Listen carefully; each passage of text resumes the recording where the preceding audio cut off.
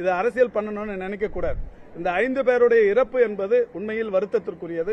அதுவும் கூட இந்த வெயில், இது எல்லாமே வெயில் தாக்கம், இது ஹீட் ரிலேட்டடான ஒரு மரணங்கள். இந்த 5 பேருமே பிராட் டெட் என்று சொல்லக்கூடிய வகையில் இறந்துதான் மருத்துவமனைகளுக்கு வந்திருக்கிறார்கள். மருத்துவமனையில் வந்து சிகிச்சை பலனின்றி யாரும் இறந்து போல, இறந்த பிறகு மருத்துவமனைகளுக்கு கொண்டு வரப்பட்டிருக்கிறார்கள் 5 பேர். அந்த 5 பேர் யார் யார் என்கின்ற பெயர்களும் இன்றைக்கு ஏற்கனவே அறிவிக்கப்பட்டிருக்கிறது. இது மட்டும் இல்ல, ராஜீவ்காந்தி அரசு மருத்துவமனையில் ஒட்டுமொத்தமாக அனுமதிக்கப்பட்டவர்கள் 43 பேர். அதுல ஓபி 40 பேர். 40 பேர்ல ஒருத்தர் வந்து பிராட் டெட், 2 பேர் இப்போ ஐபி இருக்காங்க, உள்நோயாளிகளாக அனுமதிக்கப்பட்டிருக்கிறார்கள்.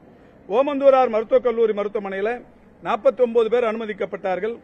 அதுல 46 பேர் ஓபி, ஒருத்தர் வந்து இன்பேஷண்ட். ஓபியா இருந்தவங்க அத்தனை பேரும் நேற்று இரவே அவர் சிகிச்சை முடித்து இல்லங்களுக்கு திரும்பி விட்டார்கள். அதுல பிராட் டெட் வந்து 2. அதே மாதிரி ராயப்பேட்டா மருத்துவமனையில் 10 பேர் அனுமதிக்கப்பட்டார்கள். ஓபி 7 பேர், இப்ப ஐபி இன்பேஷண்ட் 1, இறந்து போனவர்களுடைய எண்ணிக்கை அங்க 2. அந்த அதாவது இறந்து போய் சடலங்களாக வந்தவர்களுடைய எண்ணிக்கை 2. ஆக மொத்தம் 5 பேர் மரணம் அடைந்திருக்கிறார்கள். ஸ்டான்லியில ஒரு அட்மிஷனும் இல்லை. இந்த வகையில் ஒட்டுமொத்தமாவே அந்த வெயில் தாக்கத்திற்கு, வெயில் பாதிப்புக்குள்ளானவர்களுடைய எண்ணிக்கை 102. இதுல புறநோயாளிகளாக இருந்து சிகிச்சை பெற்று சென்றவர்கள் 93 பேர், இறந்து போனவர்களுடைய எண்ணிக்கை 4, இது 5. இப்பொழுது மருத்துவமனையில் அந்த சிகிச்சை பெற்று வருபவர்கள் 7 பேர். இந்த 7 பேர் எதற்காக சிகிச்சை பெற்று வர்றாங்கன்னா, ஓமந்தூராரை பொறுத்த வரைக்கும் 4 பேர் சிகிச்சை பெற்று வருகிறார்கள். அதுல அடிதடிங்கிற மாதிரி ஒரு 2 பேரும், கால் முறிவு என்கின்ற வகையில் ஒரு 2 பேரும், மொத்தம் 4 பேர் ஓமந்தூராரில் இருக்கிறாங்க. 2 பேர் வந்து ராஜீவ்காந்தியில் இருக்கிறாங்க. அந்த 2 பேருக்கு ஒருத்தருக்கு வந்து பிட்ஸ், இன்னொருத்தருக்கு வந்து குடலிறக்க நோய். அந்த 2 பாதிப்புகளால் அங்க இருக்கிறாங்க. ஒன்னு வந்து இந்த ஃபுட் பாய்சன் அப்படிங்கிற மாதிரி மொத்தம் 7 பேர் இப்ப அட்மிஷன் இருக்கிறாங்க. 7 பேருமே ஸ்டேபிளா இருக்கிறாங்க. இறந்தவர்கள் 5 பேர். இது அரசாங்கத்தின் சார்பில் சொல்லப்படுகிற செய்திதான். இது வந்து அரசாங்கம் இறப்பே இல்லை என்று சொன்னது என்கின்ற ஒரு செய்தியை நீங்களாகவே பரப்பி விடுவது என்பது தவறு. 15 லட்சம் பேருக்கு தேவையான அளவு தண்ணீர் உள்ளிட்ட ஏற்பாடு செஞ்சிருந்தோமா சார்? நிறைய பேர் பிளாட்ஃபார்ம்ல படுத்து கிடந்தாங்க, பார்த்தோம். அதாவதுங்க, 15 லட்சம் பேரும் ஒரு குறிப்பிட்ட சதுரடிக்குள்ள வந்துட முடியாதுங்க. இது வந்து ஒட்டுமொத்தமா மெரினா கடற்கரை முழுமைக்கும் மட்டுமே இல்ல. நீங்க பாத்தீங்கன்னா வேளச்சேரி ரயில்வே ஸ்டேஷன்ல இருந்தும் பார்த்திருக்காங்க. எங்கெல்லாம் இந்த வான் எல்லை தெரியுமோ அதெல்லாம் அங்கிருந்தும் கூட பார்த்திருக்காங்க, ஒரே கூட்டமா இருந்து. இது ஒரு நமக்கு சென்னைக்கு கிடைத்த ஒரு பிரம்மாண்டமான வாய்ப்பு. இதை நாம பார்க்கணும். இதோட வந்து இந்த சாகசத்தை கண்டு ரசிக்கணுங்கிறத தாண்டி விமானப்படையின் இந்த பெரிய கட்டமைப்பை நாமும் உணர வேண்டும் என்கின்ற வகையில் தான் பொதுமக்கள் திரண்டார்கள். இதுக்கு தேவையான எல்லா வசதிகளும் அரசு செய்திருக்கிறது. இதற்காக நேற்றைக்கு நான் ஒரு தனி அறிக்கையை விட்டேன். இப்ப அங்க வந்தவங்களுக்கு, இப்ப பத்திரிகையாளர்களுக்கு உங்களுக்கே தெரியும், பத்திரிகையாளர்கள் நேற்றுக்கு யாரெல்லாம் அந்த டியூட்டியில் இருந்தீங்களோ அத்தனை பேருக்கும் நல்லா தெரியும் என்ன மாதிரி ஏற்பாடு பண்ணியிருந்தாங்கன்னு. இதை விட்டுட்டு இப்ப யாராவது 1-2 பேர் அங்க வரவே வராதவங்க பூத கண்ணாடியை போட்டு எந்த செயலாக இருந்தாலும் அதில் குற்றம் கண்டுபிடிக்கிற நக்கீரர்கள் 1-2 பேர் இருக்கத்தான் செய்வார்கள். அவங்க சொல்றதை வச்சு நீங்க இதை கேள்வியா கேட்காதீங்க. நான் அதை தொடக்கத்திலேயே சொன்னேன், இதை தயவு செய்து அரசியலாக யாரும் எடுத்துக்கொள்ள வேண்டாம். எத்தனை இடத்துல டேங்க் வச்சிருந்தோம் குடி தண்ணீருக்கு, அந்த மெரினா கடற்கரை அந்த உள்ள சர்வீஸ் ரோட்ல ஒரு நிமிஷம், எத்தனை இடத்துல நம்ம டேங்க் வச்சிருந்தோம், எத்தனை இடத்துல கழிப்பிடம் நிரம்பி கூட்டு போடப்பட்டது, என்னென்னலாம் நடந்தது மெரினா கடற்கரை? சென்னை மாநகராட்சியை பொறுத்த வரைக்கும் இது மாண்புமிகு அமைச்சர் அவர்கள் தெரிவித்தது போல இது நம்ம இந்தியாவுக்கே வந்து தமிழ்நாட்டில் சென்னையில் இப்பேற்பட்ட நிகழ்ச்சி நடந்தது வந்து ரொம்ப வியக்கத்தக்க ஒரு நிகழ்ச்சி. அதில் நேற்று வெயில் காரணமாக ஒரு சில நபர்கள் வந்து இறப்பு நிலை ஏற்பட்டிருக்கிறது மிகவும் வருத்தத்துக்குரியது. அதே போல சிலர் வந்து நீங்க தெரிவித்தது போல மயங்கி இருந்தார்கள். நானும் வந்து அந்த பகுதிகளில் வந்து கிட்டத்தட்ட ஒரு 4 மணி வரைக்கும் அந்த பகுதிகளில் தான் இருந்தேன். ஸோ ஆம்புலன்ஸ் வந்து மாண்புமிகு அமைச்சர் அவர்கள் தெரிவித்தது போல அனைத்து பகுதிகளுமே ஆம்புலன்ஸ் நிறுத்தப்பட்டிருந்தது. ஏன்னா நான் அந்த இடத்துல இருந்தேன் அப்படின்றதுனால நான் தெரிவிக்கிறேன்.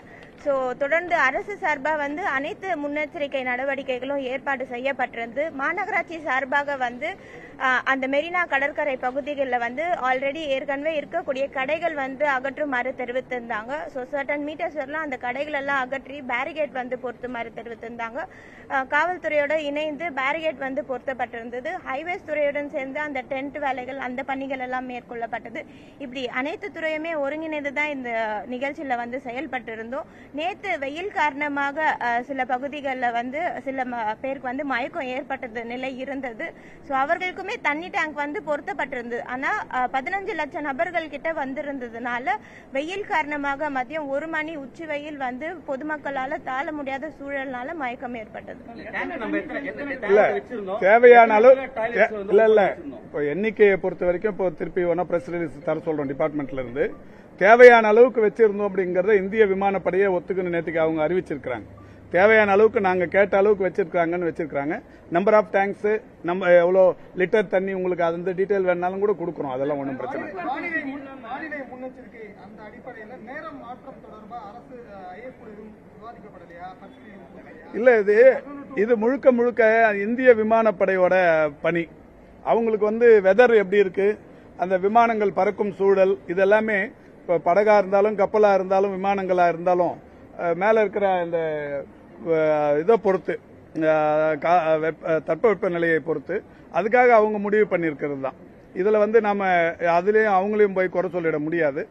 அதுக்காக தான் அவங்க முன்னாடி சொன்னாங்க, இது மாதிரி வெயில் இருக்கும்னு தெரிஞ்சுதான் எல்லாரும் குடம் எடுத்துட்டு வரணும், தண்ணி பாட்டில் தண்ணி எடுத்துட்டு வாங்க, தொப்பி போட்டு வாங்க, கண்ணாடி போட்டு வாங்கன்னு எல்லாத்தையும் சொன்னாங்க. சொன்னதுக்கு அப்புறம் தான் அவங்க நிகழ்ச்சி நடத்திருக்காங்க. இதுல யாரையும் அதான் இதை தயவு செய்து அரசியலாவே இதை நீங்க யாரும் இதை எடுத்துக்க வேணாம். இந்தியாவின் விமானத்துறைக்கு இருக்கிற அந்த கட்டமைப்பை உலகுக்கு வெளிப்படுத்துகிற ஒரு அற்புதமான ஒரு செயல்பாடு இது. வந்து அவங்க 93வது வருஷத்தை நுழையிறத நடத்தின ஒரு நல்ல நிகழ்ச்சியா இதை நாம எடுத்துக்கணும்.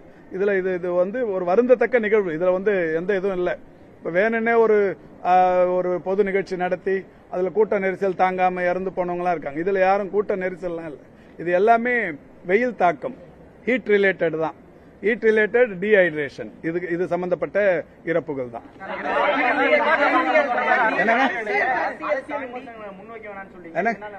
திமுக கூட்டணியில் இருக்கக்கூடிய விடுதலை சிறுத்தைகள் கட்சியோட துணை பொதுச் செயலாளர் அதுதான் சொன்னேன் நான் முதல்லயே. யாருமே அதாவது விசிகா சொன்னா நீங்க சொன்னா யாருக்கும் எல்லாருக்குமே அது அரசியல் பண்ணாங்க. அது அரசு முடிவு எடுக்கும். நேற்று வந்து இங்க இருக்கிற செய்தியாளர் எல்லாருமே களத்துல இருந்தவங்க தான் சார், மோஸ்ட்லி களத்துல இருந்தவங்க தான். அங்க வந்து பப்ளிக் ஸ்ட்ரகிள் ஆனதை நாங்க பார்த்தோம். அவங்க நிஜமாவே சஃபர் ஆனாங்க. அவங்க சொன்னது எங்க 15 லட்சம் பேருக்கு இல்ல தண்ணி உள்ள ரெஸ்ட் ரூம் எல்லாம் இல்லன்னு தண்ணி ரெஸ்ட் ரூம் எல்லாம் எல்லாமே இருந்தது. போதுமான அளவுக்கு ஏற்பாடு பண்ணிருந்தாங்கன்னு சொல்லி நிகழ்ச்சி நடத்தினவங்களே ஒத்து நிற்கிறாங்க. இல்லன்னு நீங்க எப்படி சொல்ல முடியும்? மெரினா கடற்கரையில இருந்து வாலாஜா ரோடு இருக்கும் சார், அது வழியா தான் வந்து எல்லாருமே மெட்ரோ ரயில் நிலையத்துக்கு போனாங்க. சுமார் லட்சக்கணக்கான மக்கள் அந்த ரோட்ல வந்தாங்க. ஒரு இடத்துல கூட மெடிக்கல் கேம்ப் அந்த ரோட்ல இல்ல, வாட்டர் கேன் ஃபெசிலிட்டிஸ் இல்ல. இது எல்லாமே அரசியல் ரீதியான கேள்வி. இல்ல எந்த அரசியலும் சாமானியர்களுடைய கேள்விதான். இல்ல மெடிக்கல் கேம்ப் அங்க இருந்தது. எல்லா இடத்துலயும் மெடிக்கல் 100க்கும் மேற்பட்ட மருத்துவர்கள் அங்க இருந்தாங்க. ஏர்போர்ஸ் டிபார்ட்மெண்டோட மெடிக்கல் விங் இருந்தது. இதை தாண்டிங்க நீங்க பீச்சில் இருந்து ஒரு 300 மீட்டர்ல தான் ஓமந்தூரார் மெடிக்கல் காலேஜ், 2 கிலோமீட்டர்ல தான் RGH ராஜீவ்காந்தி ஹாஸ்பிட்டல், ஒரு 3 கிலோமீட்டர் தான் ஸ்டான்லி, 1.5 கிலோமீட்டர்ல தான் ராயப்பேட்டா மருத்துவமனை. இப்ப இது மாதிரியான ஒரு மருத்துவ வசதி சென்னையை தவிர்த்து அது மெரினா ஒட்டி உலகத்துல வேற எங்கேயுமே இருக்க முடியாது. அதனால மருத்துவ வசதி இல்லன்னு சொல்லிடாதீங்க. நீங்க நல்லா பாத்துருப்பீங்க, ஆம்புலன்ஸ் டிராபிக்ல சிக்கிச்சு 2 மணி நேரம் டிராபிக் இருந்தது. ஏங்க 15 லட்சம் பேர் இருக்கிறப்ப 15 லட்சம் பேர் கூடுற இடத்துல இந்த அளவுக்கு ஒரு சின்ன நெரிசல் கூட இல்லாம வந்தது இது வரைக்கும் ஒரு வரலாற்று சிறப்பு. இது இந்த 5 பேர் வந்து வெயில் தாக்கத்தால் இறந்தாங்கன்னு வெளிப்படையா சொல்றோம். திரும்ப அதையே சொல்லி நீங்க இதுல வந்து குளிர்காய நினைக்கிறது தவறுங்க. இல்ல ஏங்க 7500 காவல்துறை இருந்தாங்க. 15 லட்சம் பேருக்கு 15 லட்சம் காவல்துறை அங்க போட முடியும்? இல்ல,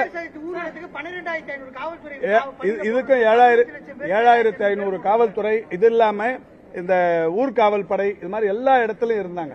இல்லாமலாம் இல்ல. தயவு செஞ்சு நான் திரும்ப சொல்றேன், பத்திரிகையாளர்கள் உங்க டிவி ரேட்டிங்க கூட்டிக்கணும். இது வந்து பிளாஷ் நியூஸ போட்டு உங்க ரேட்டிங்க இதுல கூட்டிக்கணும். இல்ல எனக்கு தெரியும் நீங்க என்ன டிவில இருந்து மறுக்கிறீங்கன்ட்டு. இது ரேட்டிங் இன்க்ரீஸ் பண்ற இல்லங்க. ஏங்க இப்போ நீங்க நான் இதை திரும்பி அரசியல் இல்ல நான் இதில் திரும்ப இதுக்கு பதில் லாவணி பாடி இதுக்கு முன்னாடி நடந்த நிகழ்ச்சிகள், வடநாட்டில் நடந்த ஆன்மீக நிகழ்ச்சிகள், இல்ல தமிழ்நாட்டிலேயே நடந்த நிகழ்ச்சிகள், இது எல்லாத்தையும் நான் அடையாளப்படுத்தி ஒரு லாவணி பாடுறதெல்லாம் நல்லா இருக்காது. ஏன்னா ஒரு சோகமான நிகழ்வு.